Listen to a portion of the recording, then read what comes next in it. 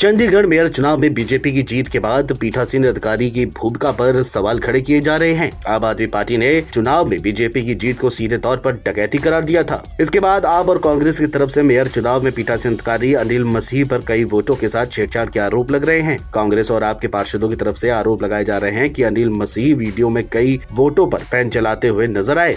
चुनाव नतीजा आने के बाद सदन में काफी हंगामा भी हुआ। मसीह के मत पत्रों पर कुछ लिखने का वीडियो सामने आने के बाद विवाद और भी ज्यादा बढ़ गया। ये वीडियो सोशल मीडिया पर आग की तरह फैल गया।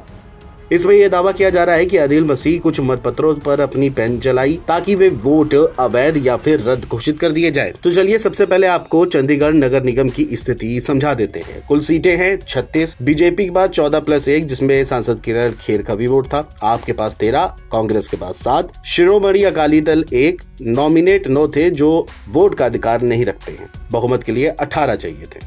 अब सवाल यह है कि कौन है अनिल मसीह, पहले ये भी जान लेते हैं।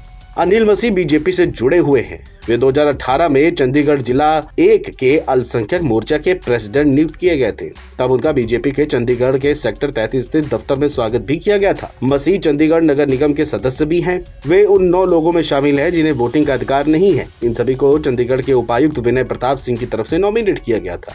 मसीह और अन्य 8 लोगों को अक्टूबर 2022 को नगर निगम में मनोनीत किया गया था। चंडीगढ़ मेयर के चुनाव में आपको सिर्फ 12 वोट मिले। 8 वोटों को इनवैलिड यानी कि अमान्य घोषित कर दिया गया।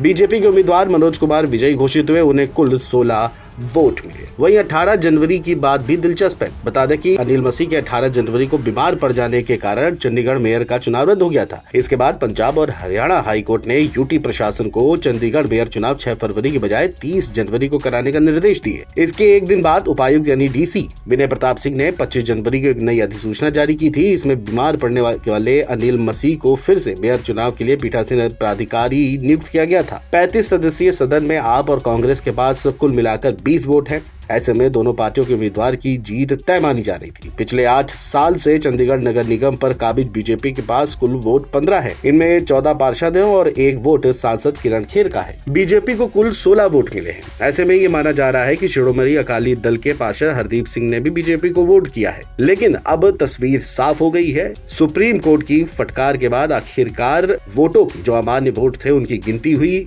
और उनके गिनती होने के बाद उन्हें वैध घोषित किया गया और आम आदमी पार्टी के कुलदीप कुमार विजयी हुए हैं चंडीगढ़ मेयर चुनाव में। लेकिन अब सवाल ये हो रहा है कि धांधली करने वाले अधिकारी अनिल मसीह का आखिरकार क्या होगा। Video desk NBT online.